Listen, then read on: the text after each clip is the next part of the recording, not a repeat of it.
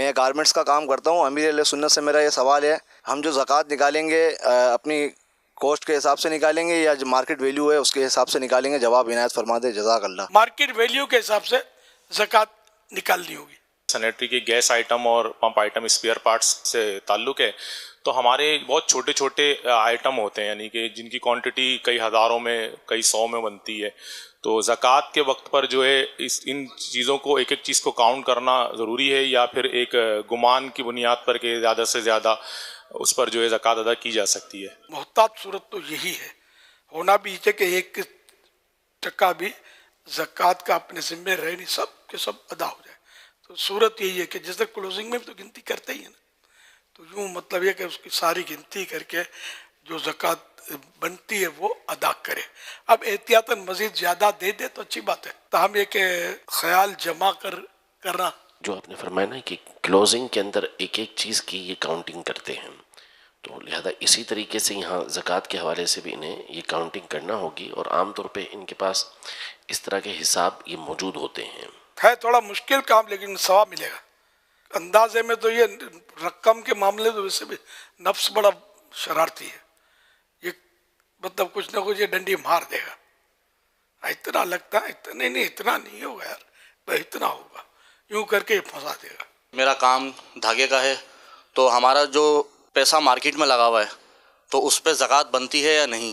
زکوٰۃ تو اس پہ بنے گی ہی باہر صورت, یعنی جو آپ نے مارکیٹ میں دیا ہوا ہے, مانگتے ہیں لوگوں سے, تو زکوٰۃ تو اس کی دینا ہی پڑے گی آپ کو. اور عافیت بھی اسی میں ہے کہ جب سال پورا ہو رہا ہے تو اس رقم کو بھی آپ اپنے دیگر جو آپ کے پاس مال موجود ہے اس کے ساتھ شامل کر لیں. ورنہ ہوگا یہ کہ اگر یہ 2-3 سال کے بعد آپ کو رقم ملے گی تو پھر ایک ساتھ 2-3 سال کی نکالنا پڑے گی, جو مشکل ہو جاتا ہے. بہتر یہی ہے طریقہ کار, اور عافیت والا بھی یہی ہے کہ جب زکوٰۃ فرض ہوتی جائے تو اس رقم کی بھی زکوٰۃ ساتھ ساتھ نکالتے جائیں. نکالنی تو ہر صورت میں. زکوٰۃ میں بخل نہیں کریں.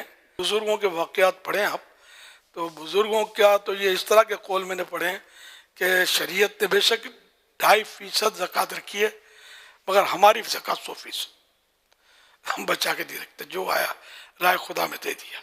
اور رائے خدا میں دینے سے بڑھتا ہے, کم نہیں ہوتا. بعض لوگ سخی ہوتے ہیں, ایسا دل کھول کے دے رہے ہوتے ہیں, کروڑوں روپے دیتے ہیں, بعض اربوں روپے دے دیتے ہیں, پھر ان کا مال کم ہی نہیں ہوتا, مالدار سے مالدار تر ہوتے چلے جاتے ہیں. رائے خدا میں دینے سے کترانا نہیں چاہیے, اور دیا بھی تو اسی رب نے.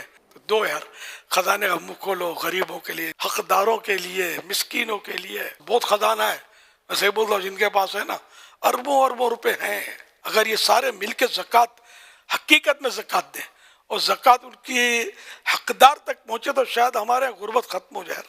ہماری دکان سے لوگ سامان وغیرہ لے کے جاتے ہیں تو پھر وہ پیمنٹ نہیں دے پاتے, اور بچے کہتے ہیں کہ ان پیسوں کو جو ہے وہ پھر آپ زکوٰۃ میں ڈال دیں, تو شرعی رہنمائی فرمائے. اگر کوئی کسی کو اپنے مال دیا اور وہ اب دے نہیں پا رہا, بلکہ یہاں یہ بھی نہیں کہ وہ غریب ہے امیر ہے, دے نہیں پا رہا یا دبا کے بیٹھ گیا ہے, تو چاہے وہ دبا کے بیٹھ گیا چاہے وہ دے نہیں پا رہا, واقعی غریب ہے, تب بھی وہ زکوٰۃ میں منہا نہیں ہو سکتے. اس کو زکوٰۃ میں اس کی کٹوتی ہم نہیں کر سکتے کہ یار چلو ہم نے زکوٰۃ کی نیت کر لی, یہ نہیں ہو سکتا. بلکہ زکوٰۃ میں تو حقدار کو مالک بنانا ہوتا ہے, تو یہاں یہ نہیں پایا گیا نا, وہ تو قرضہ پہلے دے دیا, وہ تو ہلاک کر چکا تھا, جو بھی ہو. تو بہرحال یہ کہ اس طرح زکوٰۃ نہیں ہوتی.